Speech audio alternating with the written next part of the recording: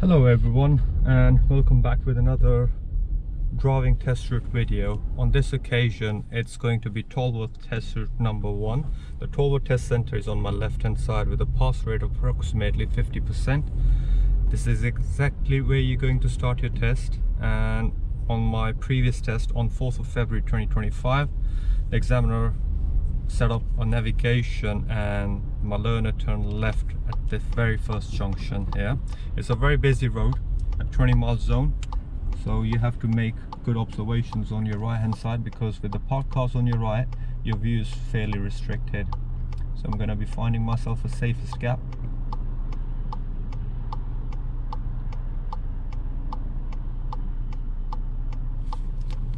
Right, now just around here, this road, when it goes further towards the set of traffic lights, it's going to split into two.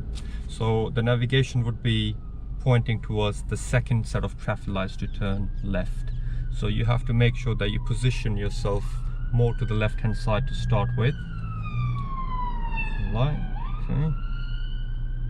Because if you end up on the right hand lane, it'd be very difficult for you to switch lane at a very short distance, and I hope as I go further I'll be able to show you exactly how it looks like. So it still is one lane, and as we approach the traffic light it's going to split into two, so make sure you get yourself into the left hand lane. Look at the blue car ahead of me, they're pre-positioning. Check your left mirror as there's a cycle in there, and pre-position yourself. Now the navigation will be showing you to turn left, but you have to ignore this first left because that wasn't the first one. And around here you're going to do your mirror signal left and turn left exactly where the green cars just turned. Lovely. And as you can see, the speed limit is still 20, and the examiner might ask you to pull up somewhere safe on the left so that you've got plenty of base on your left. Make sure you avoid double yellow, single yellow lines, zigzag lines, and not park in front of a driveway or close to another hazard basically.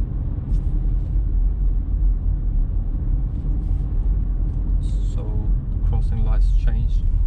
You always have to anticipate approaching a crossing that it's going to change anytime.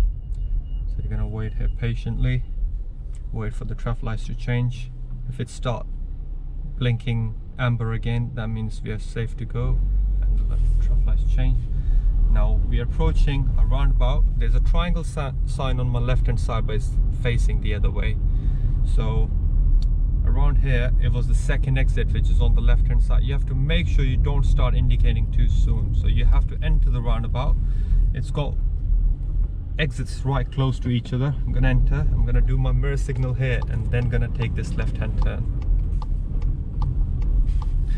It seems like a fairly easy start, but that little roundabout can be quite busy, and you might find it very difficult to find a safe gap. So all you need to do is just patiently wait there and look out for blockers. And while following the navigation asks the learner to turn right here, so mirror signal right. Again, fairly wide road, no traffic, so you don't need to rush. As you can see, there are a lot of other learners trying to practice on this road, because these are the usual roads where you'll be carrying out your driving test on. And once again, the examiner asked my learner to pull up somewhere safe, or sometimes they point out to a specific driveway or a car they would like you to pull up. On that occasion you have to ignore the single yellow or double yellow lines when the examiners ask you to specifically pull up somewhere. For example, just right behind the Tesla, ignore the traffic light on this occasion. Now you're going downhill, so you have to make sure that you keep your brakes covered on this occasion, because the road conditions are fairly good. The roads are wide, so it's very likely you might be doing 20 and start creeping up the speed up to 22, 23, which is what you want to avoid. At the end of the road, the navigation pointed to go towards left, so I'm going to start my mirror signal left. The view on this junction is not very clear. That means with all the cars parked left and right, you're going to have to peep and creep. Means you're going to have to edge out very slowly.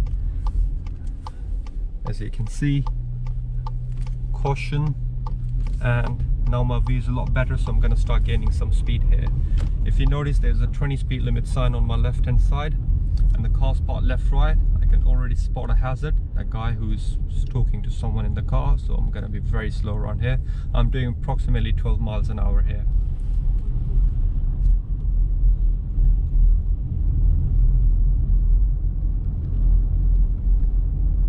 I'll carry on.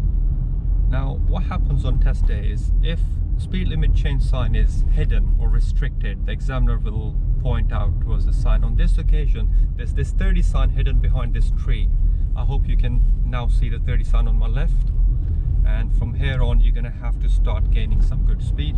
You must show progress. If you carry on doing, like, let's say, I'm gonna slow down here, if you carry on doing about this speed on this side of road, you're gonna get appropriate speed or user speed, whichever, for driving too slow in a under the speed limit. At the end of the road, the examiner asks the learner, well, the navigation asks to turn right, so we're going to turn right here. Another very faint giveaway lines, restricted view, so I'm going to edge out very slowly, and now my view is a lot better, so I'm going to carry on.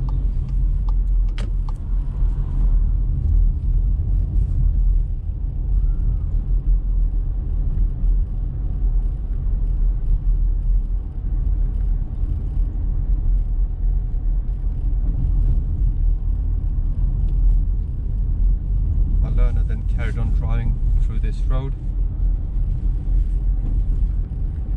and around here the navigation asked him to turn left, so we're going to turn left here.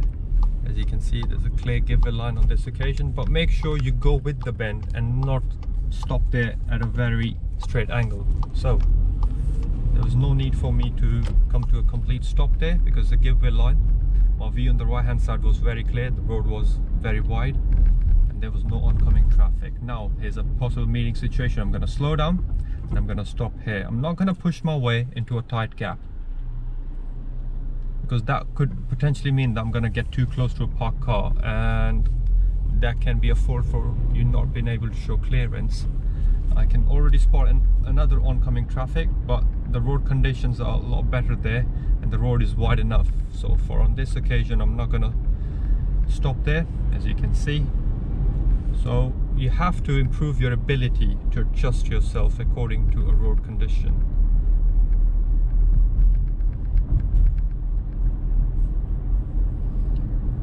At the end of this road, the navigation pointed to turn right. So once again, another junction, fairly good view on both sides, so I'm gonna carry on.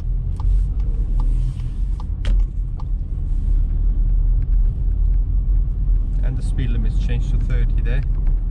Well, it changed quite early. Well, it's continuing 30 since it's first changed, so there has been no change of speed limit.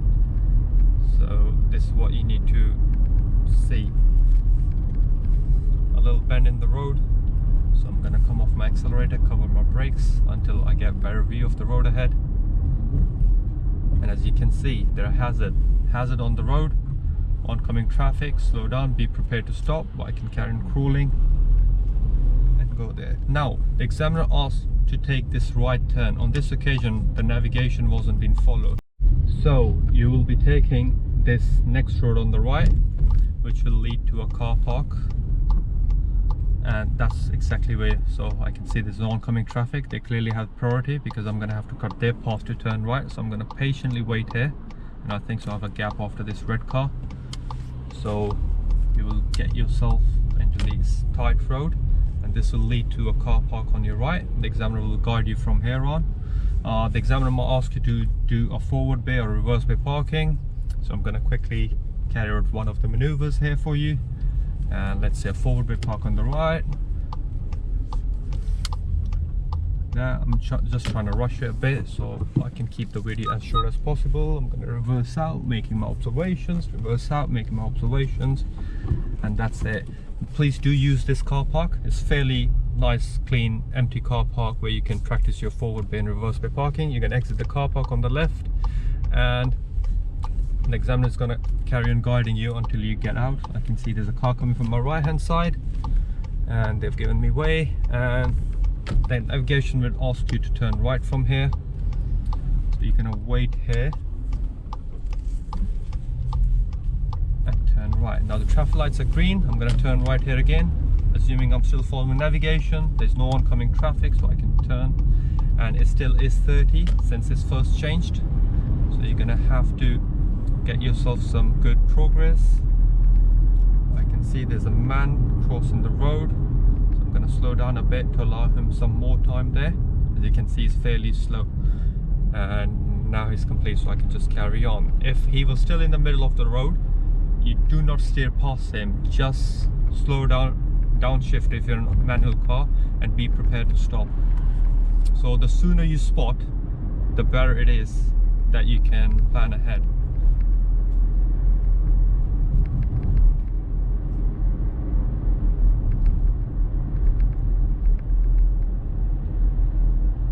So fairly good road condition and weather, and I can see traffic light, but you always have to anticipate that traffic light's going to change. So I'm going to ignore the traffic lights at this point. By doing so, I'm not going to be in two minds of whether to stop there or whether to carry on. As you can see, 20 speed limit sign, so I'm going to start slowing down early. You must slow down early. It's not that you can enter this at 25 miles an hour speed and then start slowing down to 20. No, you have to gradually start slowing down. Still following navigation. The navigation was asking to turn right at the traffic lights. The navigation wouldn't point out that you have to turn right at the traffic lights. Just to be clear, it's just going to show you like another turn. The right hand lane can only turn right, you cannot go straight, and I'm not quite sure why the car ahead is indicating left, because that can be very misleading. So this car ahead is indicating left, but if they're gonna end up going right, that would be a straight fill if any learner does down their test.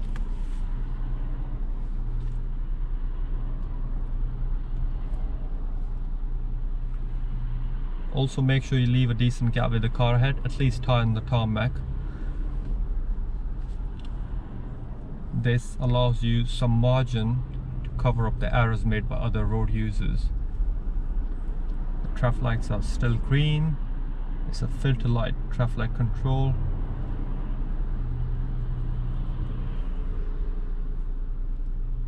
The cars ahead are very slow to react, and I'm anticipating the traffic light's going to change. Well, there you go. So I have to make sure that I stay behind, and as I anticipated, the car ahead indicating left but turned right. So my suggestion to any learner is be prepared for any sort of situation. You cannot completely rely on other road users. I always get these excuses on the test. Oh, there was this ambulance that turned out of nowhere. Oh, there was this rubbish lorry that was collecting rubbish on the day and they blocked my view. Just position yourself correctly. Anticipate those people who are working in behind the rubbish truck. They're gonna go swing in and out with their wheelie bins. So I can proceed because it's green, and as you can see, there's a road arrow there. I'm gonna wait here. I have option of putting my indicator on, only because I can turn right from here. Even though if there's no indicator, it's fine, but to have an indicator on is better than not to have an indicator on, because this can also help maybe pedestrians who might not be aware of this. Right, I can see there's a gap there, and I'm going to turn right. Tiny delay, still following navigation.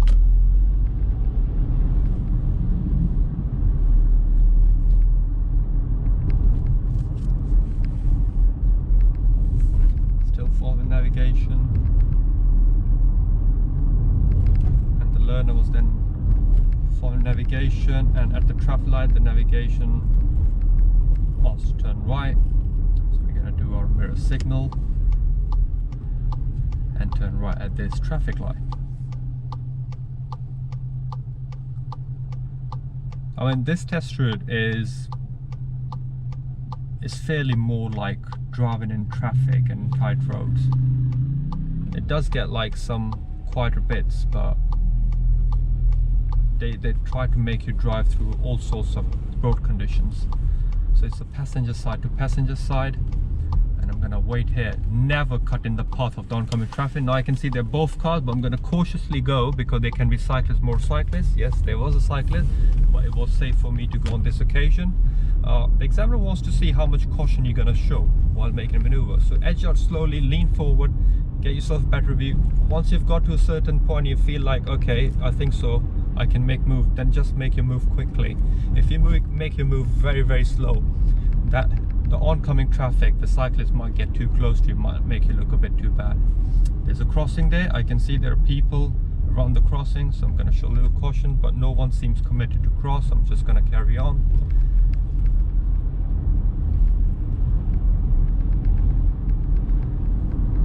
Just so you know, the speed limit turning into this road, well, it's been 20, so it's continued 20, but as you can see, there's a 30 sign there on my left, and at the roundabout, taking the first exit.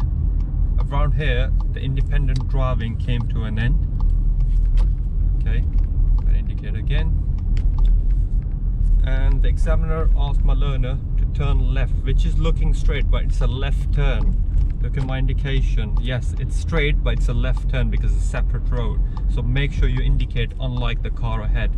It's 30, but I'm going to show a little caution because of the parked car, and I'm going to start gaining speed. Around here, my learner was pulled up on the left hand side, and the examiner asked them to carry out an emergency stop because the road is wide, nice and clear, and they carried a successful emergency stop around here. Oncoming traffic, there in the gap. Every time you change your direction, make sure you check your relevant mirror. Now I'm going to drive according to the speed limits.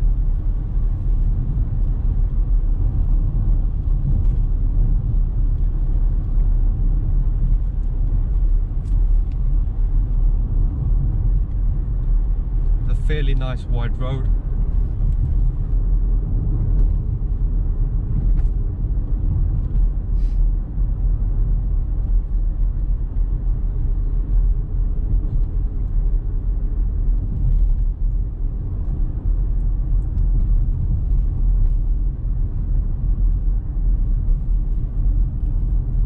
The examiner then asked the learner to continue straight across. As you can see, there's a give way sign and give way line.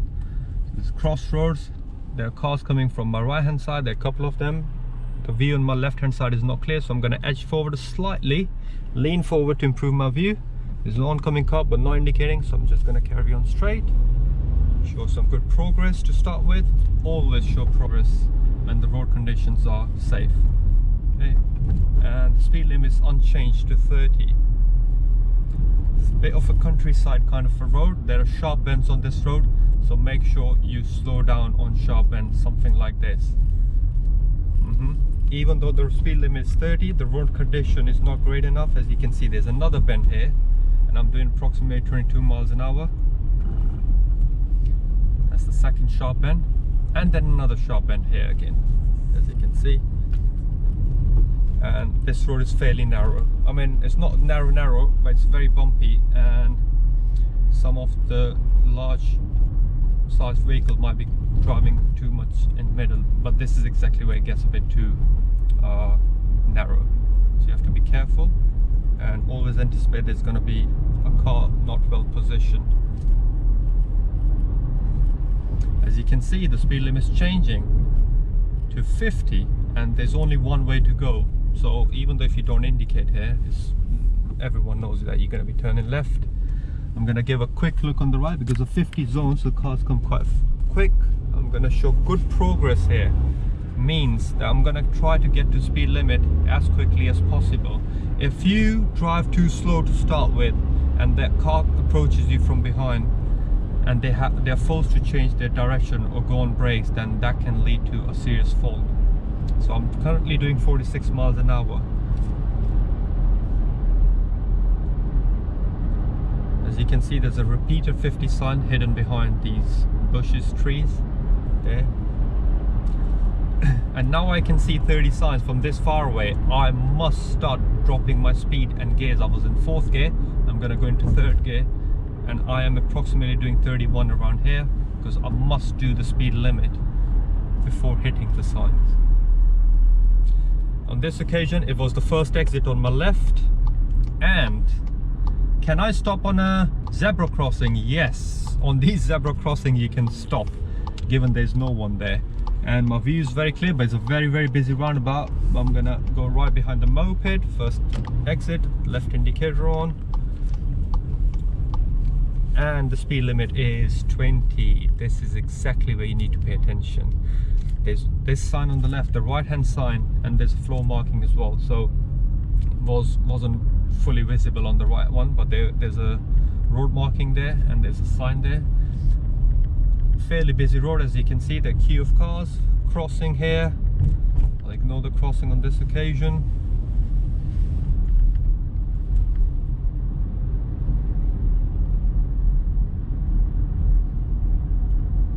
Speed limit is a bit too slow. It's very tempting, but you have to, because now this is the final third approaching the test center, so you have to make sure that you don't throw away your test by going 24-25.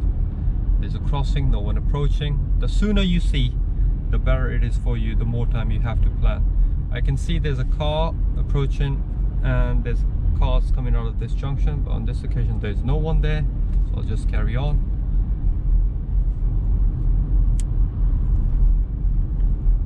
We are almost 2 to 3 minutes away from the test center, and there are a couple of important bits in there that I must mention that may potentially help people when they come out and practice with their parents or friends or family. So here the examiner said take the next road on the right. Now pay attention to the road markings. There are these two arrows, that's for this road. You cannot enter their side of the road, that's for that. Now look at my arrow, and I'm gonna only be able to slow down significantly first gear and go in this bay now. Straighten your car, there's no oncoming traffic, so I can turn in here in one flow. If there was oncoming traffic, there was that bay for me to stop and wait. Make sure you're not wonky and you're well positioned so the cars behind can go past you. If you block the cars behind, it depends on how poorly you position. You can be potentially given a fail for that as well.